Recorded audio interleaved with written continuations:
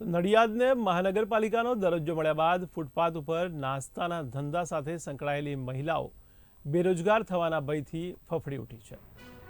તો મનપા કમિશનર દ્વારા વૈકલ્પિક જગ્યા ફાળવવામાં આવે તેવી પણ માંગણી ઉઠી રહી છે। ત્યારે ખેડાના વડામથક નડિયાદને કોર્પોરેશન બનાવી દેવામાં આવતા શહેરમાં અનેક બાબતોમાં સખ્તાઈ કરવામાં આવી રહી છે।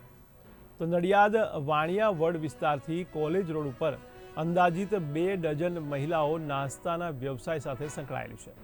ત્યારે મનપાના કર્મચારીઓ દ્વારા ધંધા બંધ કરવાનું ફરમાન કરતા મહિલાઓ પણ હવે ફફડી ઉઠી છે।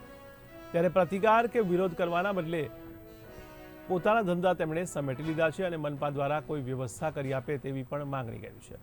ત્યારે નડિયાદમાં દબાણ ઝુંબેશથી મહિલાઓ પરેશાન બની છે। નડિયાદ મહાનગરપાલિકા વિસ્તારમાં ખાસ કરીને મુખ્ય માર્ગો એટલે કે દાંડી માર્ગ અને ઉત્તર સંડા તરફ જતો માર્ગ, મહાગુજરાત સર્કલ અને એને પેરેલલ જે રોડ છે એની ઉપર મોટાભાગની કોમર્શિયલ એક્ટિવિટી આપણી આવેલી છે અને પીક અવર્સમાં વાહન ચાલકોને, ચાલતા જનારોને, સિનિયર સિટીઝનને ખૂબ તકલીફ પડે છે।